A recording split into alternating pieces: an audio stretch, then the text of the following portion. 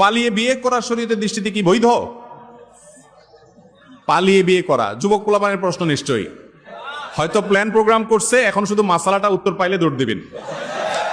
দেখেন, ভালো করে শুনে রাখেন, বিয়ে কি ভালো কাজ না খারাপ কাজ? খারাপ কাজ? ভালো কাজ। তো ভালো কাজ কি মানুষ চোরের মতো পলায় পলায় করে? চোর চুরি করতে না পলায় করে? আপনি কি চুরি করতে যাচ্ছেন? তাহলে বাঘের বাচ্চার মতো বুক ফুলাইয়া প্রকাশ্যে ঘোষণা দিয়ে করবেন। হাদিস আসছে আলিনু হাদান নিকাহ, বিবাহকে তোমরা প্রকাশ করো, জানান দিয়ে করো, ঘোষণা দিয়ে করো। এটা লুকায়া করার জিনিস না। যুবক ভাইয়েরা, ঘোষণা দিয়ে তো করতে পারবেন না, কারণ উত্তম মধ্যম পড়বে, বাপ মারা ধুয়ে একা একা সারতেছেন, সেই জন্য পালানোর ধান্দা করতেছেন। আমার কথা শুনেন, বিয়ে জীবনে একবার করবেন, পালায়া টালায়া করবেন। যে মেয়ের হাত ধরে যাবেন বা যে মেয়ের যে ছেলে ফুসলায়া ফাসলায়া রাজি করাইছে পালানোর জন্য, মনে রাখবেন এই ভুলের কারণে সারা জীবন আফসোস করবেন, আর এই ভুলটাকে শুধরাতে পারবেন না। কারণ কি? বিয়ে সময় মা বাবা, ভাই বোন, আত্মীয় স্বজন, এলাকাবাসী মিলে যে আনন্দ হবে, এই আনন্দ ওই পালায়া পালায়া চুরি করে বিয়ে করেন না কোনোদিন পায় না। অন্যদের খুশির চোটে বিয়ে হবে, আনন্দ হবে, এগুলো দেখে দেখে পরে আফসোস করবেন, হায় রে আমার কপালে কি হলো, অমুকের কথায় ফুসলানের চোরে তার হাত ধরে পলাই গেছে। এরপর দৌড়ের উপরে থাকবেন। খবরদার, অভিভাবক এবং মুরব্বীদেরকে সম্মত করে বিয়ে করবেন। বিবাহ বহির্ভূত সম্পর্ক করে এরপরে হাত ধরাধরি করে পালাপালি করবেন, এই সমস্ত নাটক করবেন না। এটা চোরের খাসলত। আপনি কি চুরি করতে আসছেন? কেন এই কাজ করবেন? অতএব পালাপালি করে বিয়ে করবেন না, এটা উচিত নয়। বিয়ে করবেন অভিভাবকদের সাথে নিয়ে। মুশকিল হলো কি জানেন, বিয়ের আগে ইবলিস আছে না, ইবলিস যুবকদের মাথায় ঢুকায় যে এই মেয়ের সাথে তোমার হারাম রিলেশন হয়ে গেছে, এইটা ছাড়া পৃথিবীতে অন্য কোনো মেয়ের সাথে বিয়ে হলে তোমার পুরো লাইফটাই মিশে হয়ে যাবে। একই কথা মেয়ের কাছে ইবলিস যায়, কয়েকশো ইবলিস হয়তো লেগে যায়, যা বুঝায় এই ছেলে, এটার সাথে তোমার প্রেম হয়েছে, অবৈধ সম্পর্ক হয়েছে, হারাম রিলেশন হয়েছে, ওর সাথে যদি বিয়ে না হয় তোমার মা বাপ তো দিবে না হাবভাবে মনে হচ্ছে, তাহলে যদি এখন পালায়া না যাও, দোনোজন বিয়েটা করে না ফেলাও, তাহলে তোমার পুরো জীবনই মিশা হয়ে যাবে। ডাইল ভাত মুখে যতটা বলতেছেন, বাস্তবে এতটা ডাইল ভাতের মতো সহজ। আল্লাহ আমাদেরকে ঈমানি শক্তি দান করুক। যুবক ভাইয়েরা, যুবতী বোনেরা, শুনে রাখেন, হারাম রিলেশন এবং হারাম সম্পর্ক কখনো মানুষকে সুখ এনে দিতে পারে। এইসব সম্পর্কগুলো ভালো থাকে না। আমি একটা কথা প্রায় বলি, ভাই, অবৈধ এবং প্রেম ভালোবাসা, তথাকথিত বিবাহ বহির্ভূত প্রেম ভালোবাসার শিক্ষক কারা? নাটক সিনেমার যারা অভিনয় করে, অ্যাক্টর টেক্টর আছে এরা, তাই না? এদের বিয়েগুলোর অবস্থা কি কি বলেন? চায়না মালও এর চাইতে বেশি টিকে, ঠিক না? ঠিক, চায়না মালও আর একটু বেশি লাস্টিং করে, এদের বিয়ে তদ্দুরও লাস্টিং। তাহলে কার পিছনে ঘুরতেছেন আপনি? আমি সব জায়গায় বলি, এই যে মুরব্বীরা যারা বয়স্ক আছেন, জিজ্ঞেস করে দেখেন, চাচির সাথে চাচার যে সম্পর্ক, এটা সুপারগুলোর চাইতে আরো শক্ত। চাচা চাচির ছাড়া, চাচি চাচার ছাড়া বাঁচে না।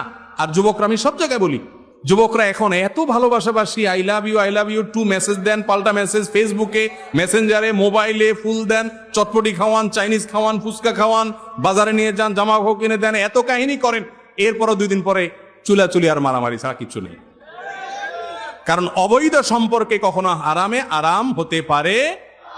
এই জন্য আল্লাহ তাআলা বুক ভরা ভালোবাসা সবার মধ্যে দিয়েছেন। আপনারা যারা বয়সে তরুণ, এখনো ছোট মানুষ, এই বুক ভরা ভালোবাসা আল্লাহ দিয়ে রেখেছেন। এই ভালোবাসা জমায় রাখেন, বৈধ স্ত্রীর অপেক্ষা করেন, সকল ভালোবাসা তখন তাকে নিবেদন করবেন।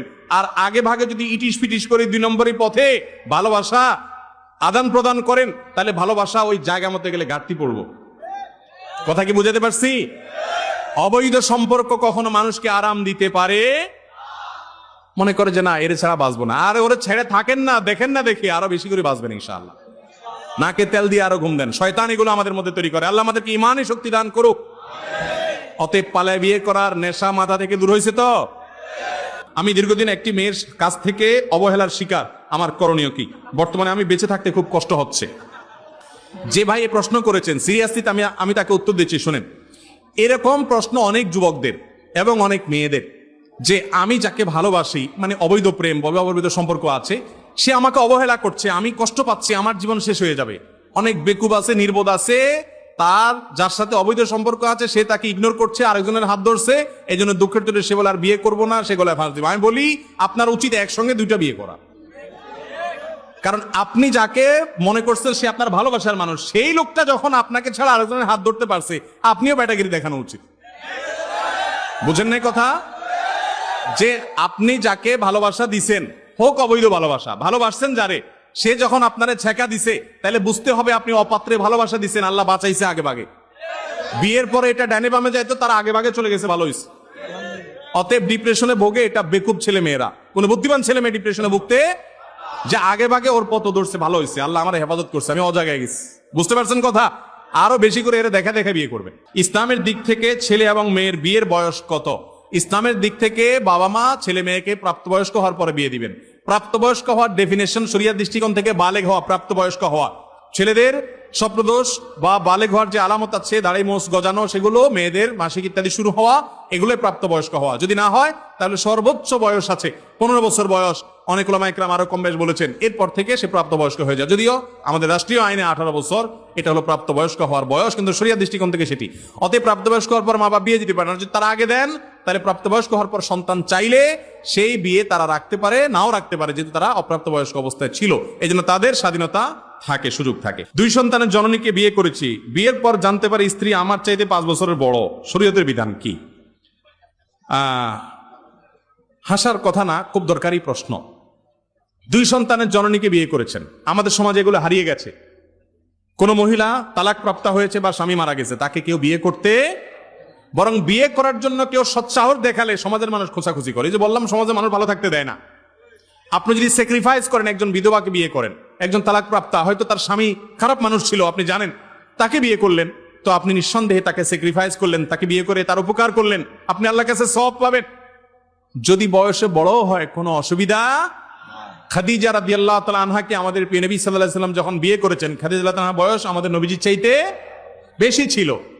অতএব নিজের বয়সের চাইতে বড় স্ত্রী, মানে স্ত্রীর বয়স যদি বেশি হয়, তাতে কোনো অসুবিধা